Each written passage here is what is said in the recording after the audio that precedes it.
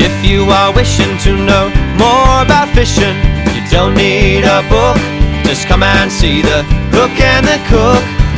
If you are looking to know more about cooking, you know where to look, just come and see the Hook and the Cook.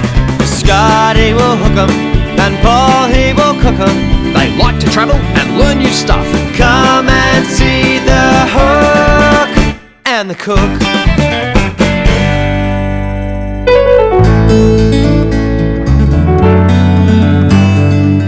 We're headed to the Mudgee region today. Our first stop is Lake Windermere. We want to get out in the water early, which means a very early start to the day.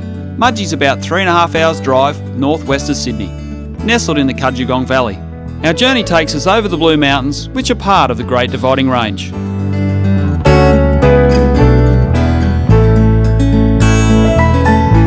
Before we know it, we arrive at the lake and get set to hit the water. Today we're on Lake Windermere. We've just come over the Blue Mountains. We left Sydney at 3 a.m. this morning. We're up in the Mudgee region for a few days to check out some of the local attractions. But first, we're going to head out in the lake here and see if we can get ourselves amongst a few nice fish.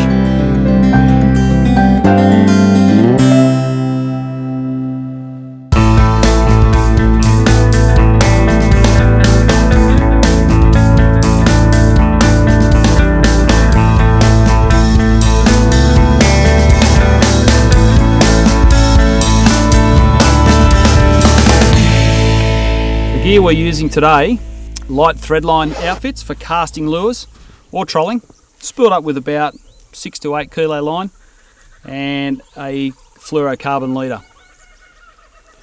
I always bring along a heavier outfit for trolling my larger lures, intended on catching a cod and fished a little bit heavier, maybe 10 kilo with a heavier trace.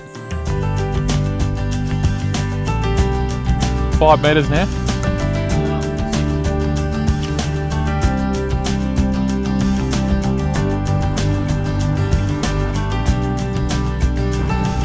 Oh, fish on. Snag back there. No, fish. Oh, good. Beautiful, Scotty. Well done, mate. Can you wind that other one in? Yeah, good old one. Okay, beautiful, Scotty. Not easy. I'll get that net out. I'll get it. You're right. Got it.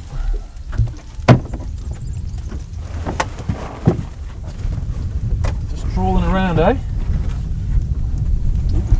Feels like a good fish too. It's a pretty heavy little rod, this one. Golden. Yeah, good golden. Just wait till we come around.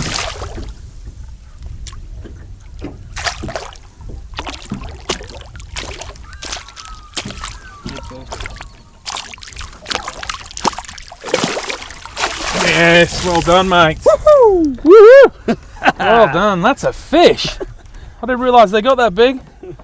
This is the first time I've been to Windermere Dam. I'm very excited. Yeah, unbelievable. Oh, look at the size of that. Mate, he's huge. Well done, eh? He's big. He's a ripper. Let's see what he goes. Smack on 3 kilos. Wow. Well, let me tell you right now, mate. A beautiful yellow belly. I don't think I've got a frying pan big enough to put these fillets in. An hour on the dam, Look at the shoulders. 1 good sized fish, Huge. 2 very happy anglers. Very, very happy. Woo. Mate, I thought it was going to be a long day. With the hard work done, we can relax and enjoy a bit more time on the lake.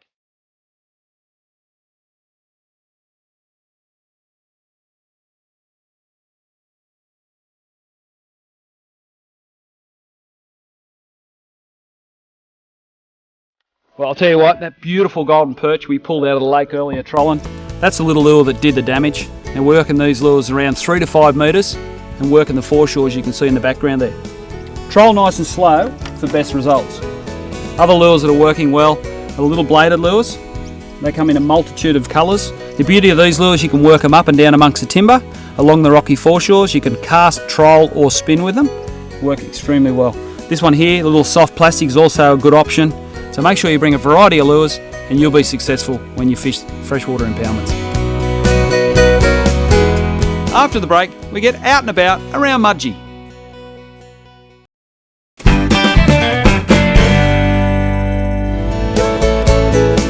Earlier today we were trolling, picked up a nice yellow.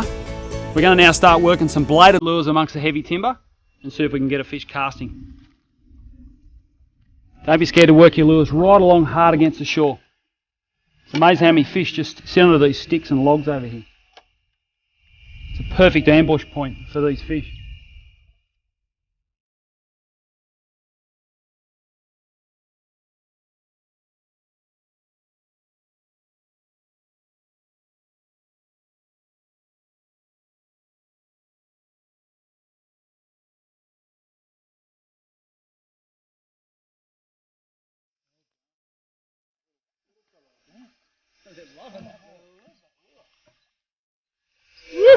How good is this? Second golden perch for the day.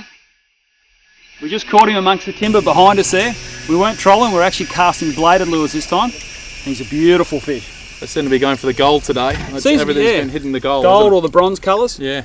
So I think we might put this fish back, Paul. Yeah, we've already got one, mate. It's enough, you know. Yep. And he's a big fish that we've caught, and let this guy grow up to be a bit bigger. Let's put him back, eh? Oh, look at that, mate.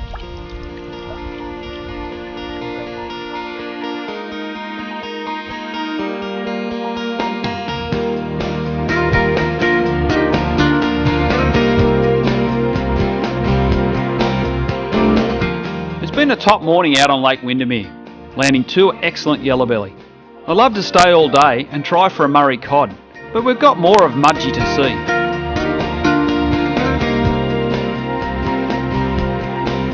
Our next stop is Burns Bed and Breakfast, which also happens to be a yabby farm.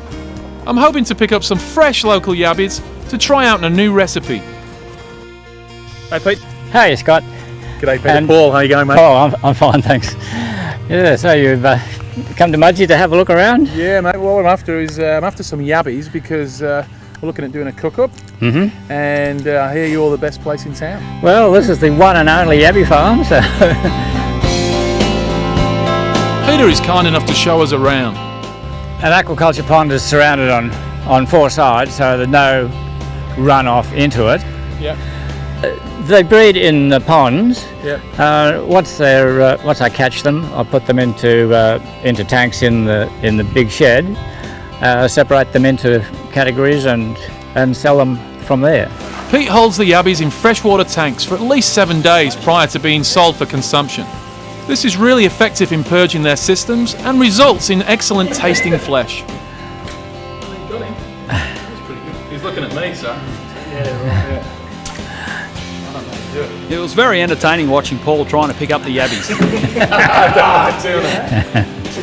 And what's the best way to pick them up? Because I know that they'll give you a nasty nip. With care. The best way is just to get them more or less by the elbows, support the body. Yep. Because what they'll do sometimes, if you hold them just by those nippers, yep, they'll just give a flip and break them off. There you go. I'm looking forward to cooking up these yabbies, mate, and seeing how they taste. Right, yeah. Oh, they taste as good as they look.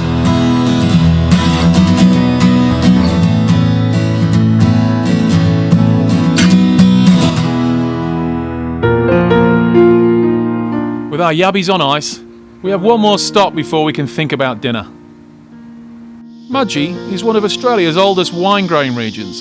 Established in 1858, Craigmore is Mudgee's oldest winery and vineyard.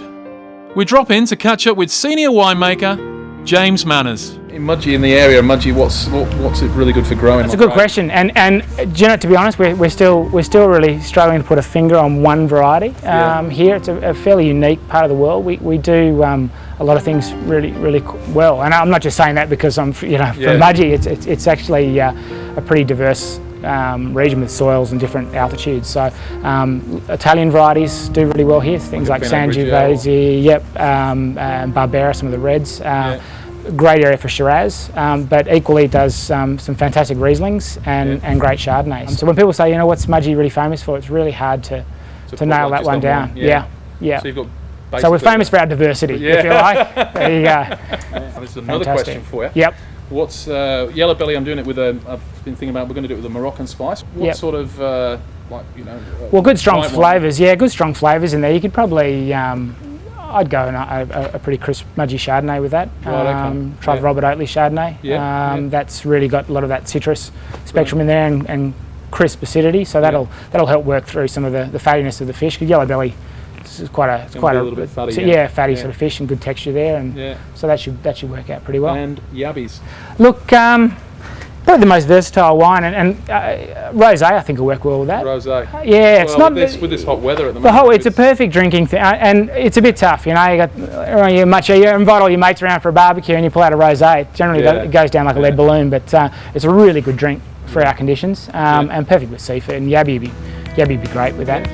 We pop into the cellar door and pick up those wines James recommended. This will go down well. Nice to meet you. After the break, Paul spices up our yellow belly. So we call that beautiful yellow belly perch or golden perch. So I thought I'd come up with a nice Moroccan spiced golden perch. We're going to serve that on a chickpea avocado salad, a little bit of lime through there as well. And we're going to serve a yogurt and chili dressing with that. So the first thing that we have to do is make the actual marinade for the fish. So what I've got here is some cumin seeds, some turmeric, we've also got some dried chilies. Now, what we need to do when we're making any type of dried marinade, we really do need to release the oils out of that. This is just called dry roasting. I'm just going to dry roast these ingredients. The next thing we're going to put in is our raw ingredients, or fresh ingredients I should say, which is our garlic. It just helps when you're bashing the garlic down that it doesn't throw all the ingredients out everywhere. The next thing that we need to do is add some salt, which helps us paste that garlic up into a paste. So plenty of salt in there. In goes our garlic. Next thing we need to do now is pound all our ingredients together. As the ingredients start to come together in a paste, I add some coriander root, which holds a lot of flavour. Then Scotty helps me out and adds a little bit of oil. Add a squeeze of lime juice for a bit more zesty flavour. Pop everything into the mixing bowl and add more oil and more lime juice and give it a good stir. Okay, these fish, absolutely beautiful perch, but a little bit too thick. We're going to be cooking them in the pan today. Fantastic if we wanted to do them in the oven. You know, we could just pan sear them, finish them in the oven. Yep. But today I'm going to have to slice these a little bit thinner so that they cook quickly in the pan. So we'll just cut them on the slant, like so. Okay. So I'm just going to pop these in here now without hopefully trying to get my hands too dirty. I'm going to use my tongs and we're just going to marinate these up. So we're just going to stir these around. And whatever you do, I am being serious, don't get this on your clothes, okay? Because it does stain. Now, I think that's pretty well done. We're going to pop that with the tongs and all into the esky. Okay, the next thing we've got to do is our salad, step 2. Straight down with an avocado. This is the easiest way to do them. Just twist the avocado. Okay, with a larger knife. Now, you've got to be really careful when you do this. So any of the kids at home, please don't do this. Okay, straight in, we twist. Out she comes. Now with avocado seeds, it's fantastic to keep the avocado seed, put it back into the avocado if you're only going to use half the avocado, because there's actually an enzyme in there that keeps the avocados green. I dice the avocado and add it to the mixing bowl. Then I add some cannellini beans, chickpeas, finely chopped red onion, and segments of lime and orange. Then I throw in some chopped coriander and some flat leaf parsley. And to top it all off, drizzle with olive oil, add a pinch of salt and a good amount of cracked black pepper, and toss it all together. Next we're on to stage 3, our yogurt dressing. I finely slice a small section of long red chilli and add some natural unsweetened yogurt. I spoon in some honey we picked up from Mudgee and squeeze in a little bit of lime juice and stir. It's a simple dressing that will go really well with our fish. And now it's time to cook. Okay, just going to get that smoking. So probably 2 to 3 fillets in this pan at the moment. Yeah, fantastic.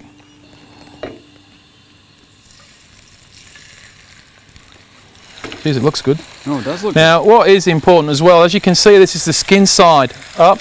I like to put the presentation side down first for reasons that basically if we cook on the side that we're not going to present and then we put it down the other side, well then it doesn't look too good.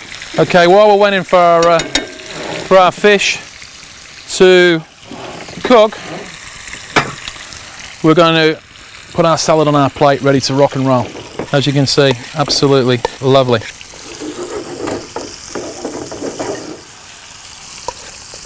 I think we're going to have a really nice dish here, Scott. Looks really good. Yeah. Just tell me, exactly how long should you leave the fish to cook on one side? What am I looking for? Well, what I like to do is I like to cook it at the moment. As you can see, It's starting to whiten up. whiten up on the edges. Yeah.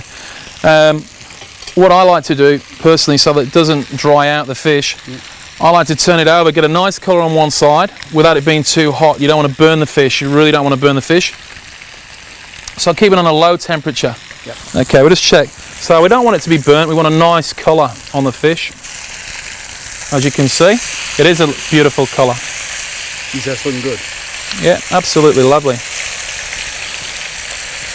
Okay, these fillets are a little bit thick, so I'm going to cook for a few minutes on this side. Okay, and then I'm going to turn the pan completely off, so there's no heat in our pan whatsoever. Okay. All right, so there's no heat, keeps reheating it, because it's come to temperature now. That'll finish off cooking off the fish, and we'll get a beautiful piece of fish. Okay, I'm just going to take the side off this lime, squeeze a little bit of lime juice over the top of that.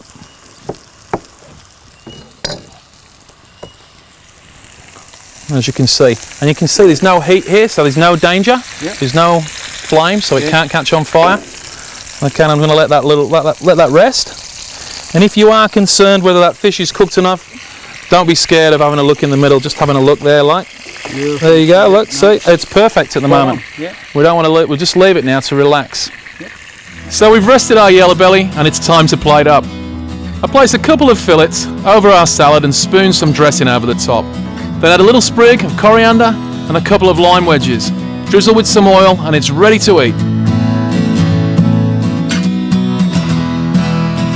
Now this is the first time I've ever tasted yellow belly, and I'm going to let you know what it is.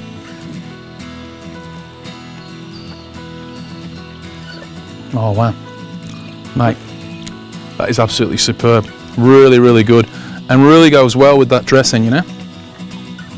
It packs heaps of flavour into there. It's really, really good. Excellent. I'll tell you what, Paul. Beautiful glass of wine. Beautiful dish you've cooked for us. If it wasn't for you, mate, I'd be having beans on toast tonight. That'd be interesting. Coming up after the break, I cook some yabbies by the dam.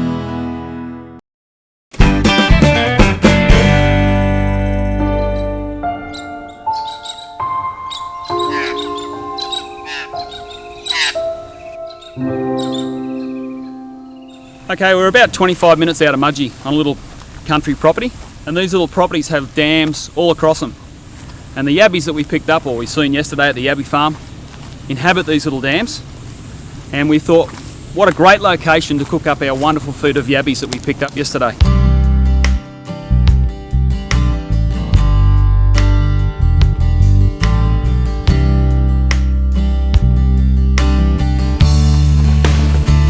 How's it look over there, mate? Mate, tell you what, we're not cooking down there on that log. Yeah. There's a great big bloody snake down there, mate. I think it's a red belly black snake. It's huge. He won't hurt you. He won't hurt me? He won't hurt you. Tick us going. How about we just slide down over here? There's a nice little spot just there. Okay, so we've got our yabbies from Peter down at Mudgee. Now, the most humane way to dispatch these little critters is to put some ice water. Put them in ice water for over an hour. As you can see, they're perfect to put in the water right now. Okay, not moving at all. Now the dish that I'm going to cook up today is just some chili yabbies with a mango salsa. I'm going to put that on top of a spinach, tossed with some macadamias. Alright, so straight away we're going to put our yabbies in the pot. Boiling salted water. Probably going to need around about 9 yabbies for this. Now I'm only going to cook these for around about 30 seconds to a minute. Now most people at home will be thinking, geez, that's not long enough to cook a yabby. But I don't want to cook them all the way through. I only want to sort of half cook them so they're still a bit raw. But what it will do is help me peel the yabbies. It'll make it a lot easier. While the yabbies are boiling, I'll make a quick marinade with plenty of sweet chili sauce, some soya sauce, a few drops of sesame seed oil and lime juice. The yabbies are now done, so I bring them off the heat, drain them and refresh them in ice water to stop the cooking process, and it makes them easier to peel. Can you give me a bit of a hand to peel these, Scott? Yeah, mate, no problem. Okay, we'll just break the tail off. Right, yep. Okay, just gently. All right, like so.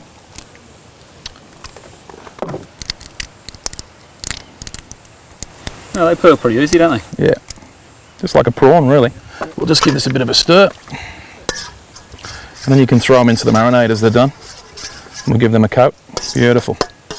Yeah, the reason why we do undercook them is so that they don't dry out when we actually do the finished product, because we're almost probably, I suppose, cooking them twice. After we've marinated the yabbies, I put them on the skewer ready to cook. To accompany the dish, I toast some chopped macadamia nuts, combine it with some English spinach and wait for it to wilt.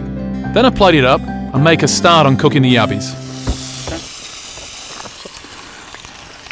We just want to get a little bit of colour on these, Scott. All right. Okay. Yep. Now I have made a little bit of a mango dipping sauce that I'm going to put on the top of here. Just we've got mango in there, some red onion, and some coriander. And I'm going to throw a little bit more lime juice in there just to give it a little bit of a zing.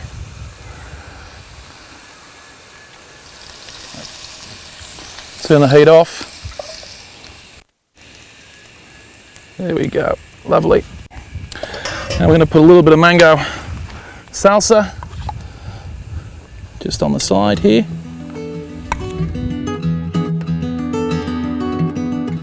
And there we have it, guys. Beautiful Mudgee yabbies, caramelised with sweet chilli, with a macadamia nut and spinach, English spinach wilted, and we've got some beautiful mango salsa. How good does that look? Now, Pete, just for you and Margaret down there at the Yabby farm, just like to put this little garnish, this little fella on top, and there we go. How's that taste? All the flavours are good, aren't they? Yeah, it all goes together. The chilli and the mango. Beautiful. I might put the billy on. Yeah. Knock us up a cup of tea. Just keep an eye out for that snake. Don't worry about your snake. I told you won't hurt you. They're beautiful. Well, what a trip away. I can see myself getting back to Mudgee sometime soon.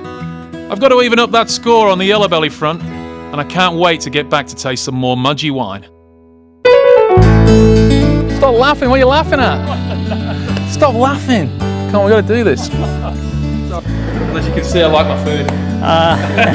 It likes you too.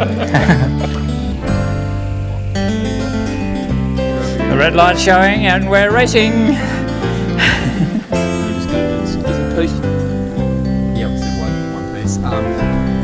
The hair drying up. Yeah, it's good.